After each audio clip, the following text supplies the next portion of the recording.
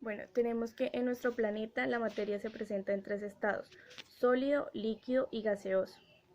En el estado líquido podemos decir que los elementos no tienen una forma definida, pues adoptan la forma del recipiente que los contenga.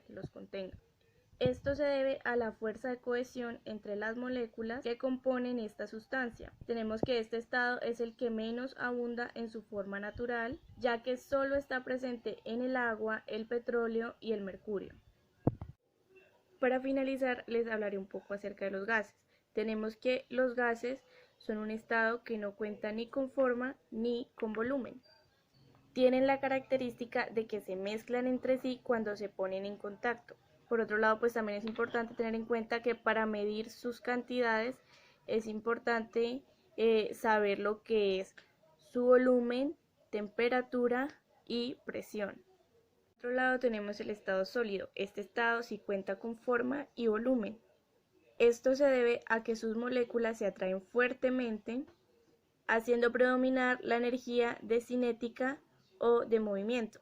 Estas cualidades se modifican cuando el elemento es expuesto a cambios de presión o de temperatura. Hola, mi nombre es Miller Fabián Treviño Calderón, con ID 597200, y voy a hablarles un poco acerca de la presión hidrostática.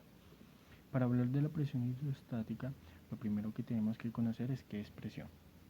Presión es la relación que hay entre una fuerza aplicada y el área en que esta fuerza actúa. Esta presión, la fórmula de la presión es presión es igual a fuerza sobre el área, donde la presión se mide en newton sobre metros al cuadrado, la fuerza en newton y el área en metros cuadrados. Ahora sí damos paso a hablar sobre la presión hidrostática. Podemos afirmar que la presión hidrostática es la presión que ejerce todo líquido hacia el fondo y hacia las paredes del recipiente que lo contiene. Aquí voy a dar un pequeño ejemplo de lo que es presión hidrostática con esta bolsa transparente y este recipiente con agua. ¿Qué es lo que pasa con la presión hidrostática? Al agregar, aquí miramos la bolsa que está completamente vacía. Cuando agregamos agua, podemos observar que la bolsa tiende a expandirse, ¿sí? Y aumenta su peso hacia abajo. Pero si le agregamos más agua,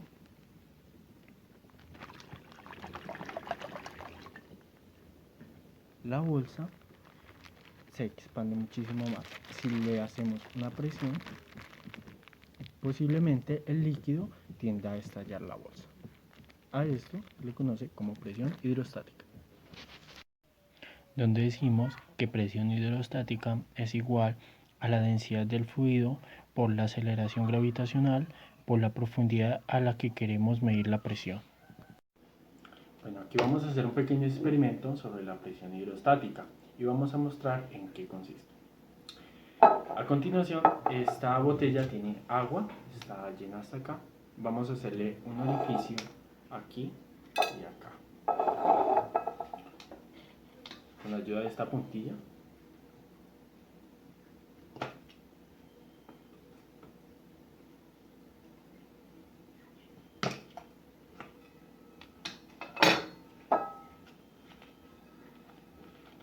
¿qué podemos observar aquí?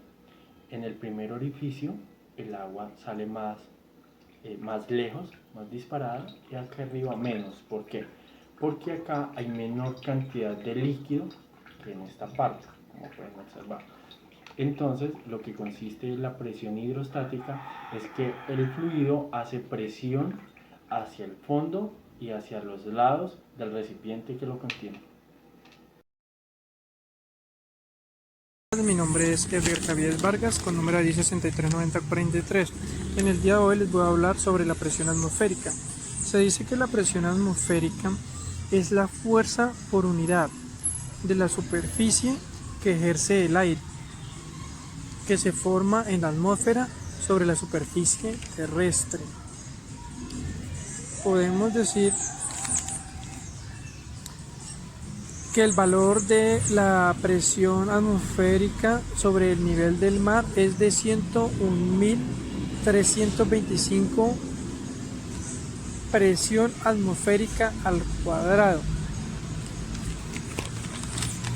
¿Qué quiere decir? Que la presión atmosférica se puede deducir así: PA es igual a P por G por H, que PA es igual a la presión ejercida en un punto del fluido. P es igual a la densidad de un fluido. G es igual a la aceleración de gravedad y H equivale a la profundidad. Esto en sí sería un breve análisis sobre cómo está conformada y cómo se complementa la presión atmosférica.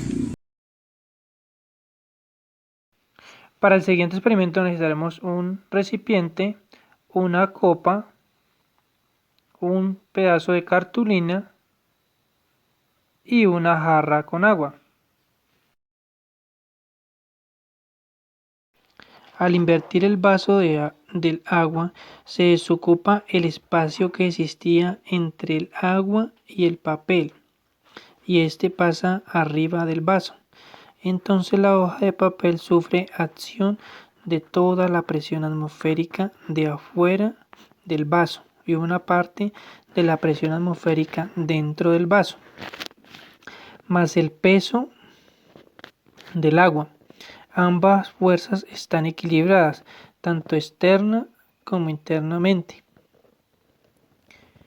Entonces, solo bastará aplicar una pequeña fuerza en el papel para superar la fuerza de adhesión, también conocida como la tensión superficial que existe entre la película de agua y el papel, para que éste se desprenda de los bordes del vaso y caiga.